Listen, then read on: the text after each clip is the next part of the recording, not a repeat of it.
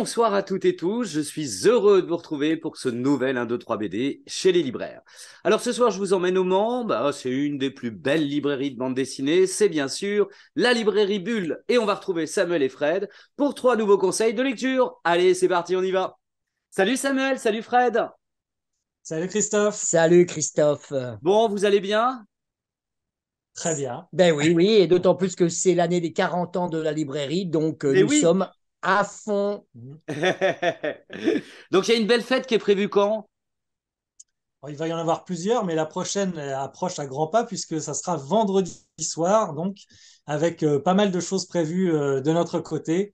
Déjà, la venue de quelques auteurs, puisque ça fait longtemps qu'on travaille dessus aussi, et notamment le directeur de collection de chez Draco, à savoir Christophe Arleston. Mais il vient Super. accompagner d'autres auteurs aussi, Bruno Bessadi, Olivier Boiscomin, Mini Ludwig. Et tous ces gens-là fêteront avec nous ces 40 ans avec la sortie du deuxième numéro du journal que l'on a créé spécifiquement pour ces 40 ans. Et également, Samuel. Eh bien, écoutez, c'est comme tu le disais, c'est pas forcément une fête à un moment précis. C'est toute la semaine, toutes les semaines, on essaye d'avoir une programmation riche.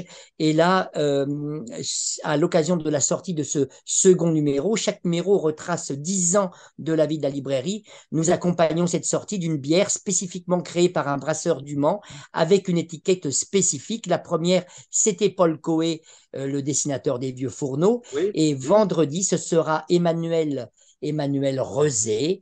Faut pas prendre les cons pour des gens, qui nous a Tout à fait fait. un super dessin.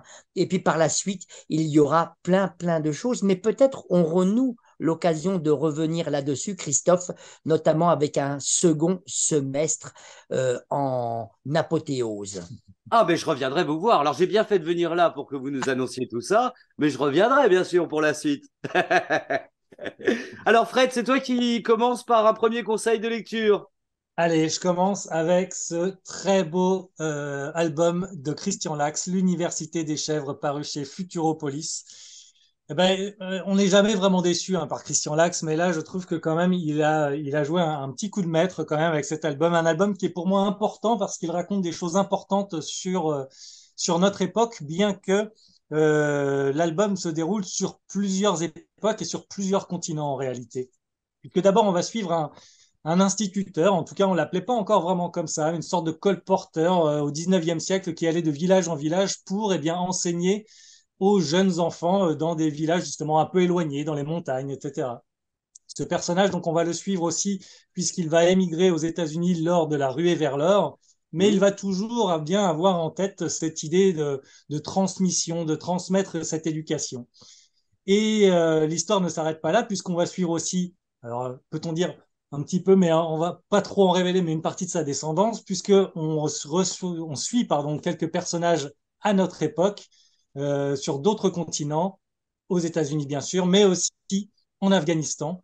Et voilà, et tout cet album en fait tourne autour de l'importance des systèmes d'enseignement, de l'éducation, mais surtout aussi on se rend compte comment ces systèmes ont toujours été un peu mis à mal Oui.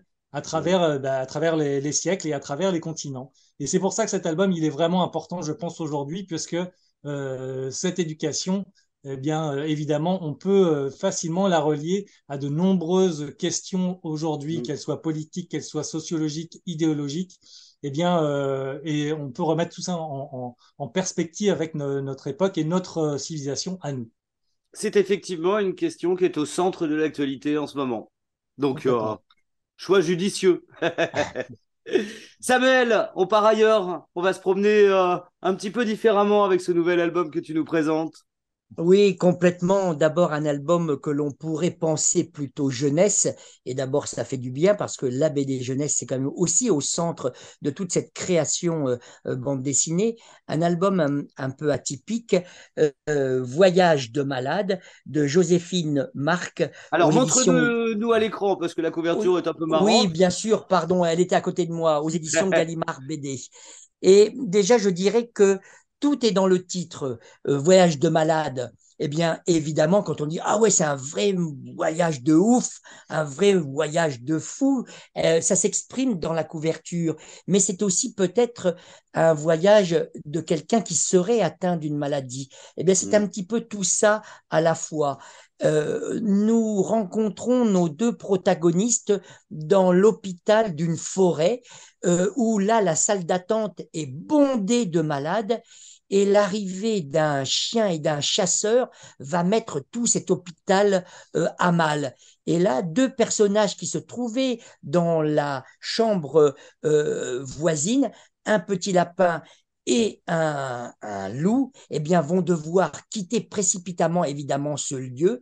Et durant cette escapade, le petit lapin va sauver certainement la vie de celui qui, d'habitude, est vraiment le bourreau, celui qui, d'habitude, mange ce petit lapin. Et là va démarrer un road movie assez trépidant, hein, où tout y passe, l'action, l'amitié, plein de choses, la maladie évidemment au centre de tout cela, mais qui n'est pas non plus traitée d'une manière complètement dans la peine, non, mais il y a vraiment quelque chose qui se dégage de tout ça, le code de l'honneur évidemment, en tout cas un véritable album qui peut séduire un public le plus large possible. Car quand je parlais de BD plutôt pour un jeune âge, c'est aussi destiné à un public, vraiment, allez, comme d'habitude, de 7 à 77 ans. En tout cas, moi, c'est vraiment un album qui a retenu mon attention. C'est un ouvrage à lire absolument aux éditions Gallimard. Et je le rappelle, Voyage de malade de Joséphine Marc. Je suis tout à fait d'accord avec toi, c'est plein d'humour, et effectivement, on part dans le voyage là, et on les suit, les deux compères, que tout oppose au Exactement. départ. Tout à fait, oui. Allez Fred, le dernier. Allez, un dernier coup de cœur. Et puis, parce que Samuel parlait d'un album justement très grand public, alors là, on va dans quelque chose qui, en apparence du moins, l'est un peu moins, parce que voilà, un album Blood of the Virgin de Sami Arkham, paru aux éditions Cornelius. Voilà, ce sont des éditions peut-être un peu plus confidentielles, en tout cas moins habituées du très grand public qui peut fréquenter peut-être habituellement la librairie, mais en tout cas, écoute, une belle surprise, hein. C'est un album qu'on n'attend pas forcément, mais qui raconte là aussi beaucoup de choses en fait. En fait, on va suivre un personnage principal que vous voyez ici, cet homme, qui lui travaille dans le cinéma dans les années 70.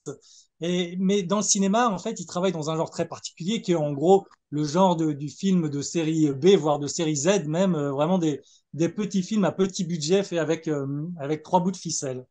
Et lui, qui est plutôt monteur de films à la base, va se retrouver catapulté réalisateur d'un des films.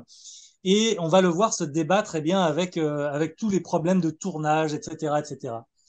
Mais cela dit, on le voit se débattre pas qu'avec ça, mais aussi avec sa vie personnelle, puisque se trouve que ce personnage est jeune papa et va devoir composer entre sa vie de famille, son travail et toute la folie que peut engendrer un tournage de cinéma et surtout dans ces conditions-là.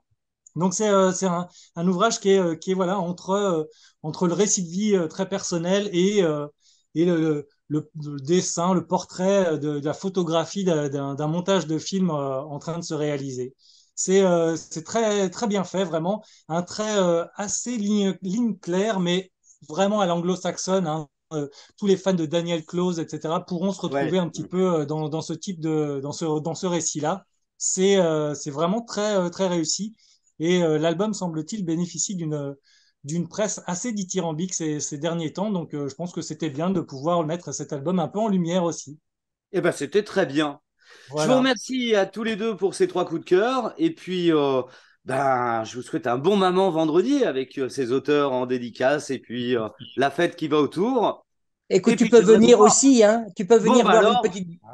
boire une petite bignouse, hein, si tu le désires, Ah en tout bah oui, en cas. plus, si c'est de la bière locale, avec grand plaisir. Elle Merci à vous deux. Et puis, je reviens vous voir donc pour le deuxième semestre et la suite des festivités pour les 40 ans de la librairie. Très Merci bien. Merci, Christophe. Christophe. À Salut, bientôt. salut. Salut. Ciao. Salut.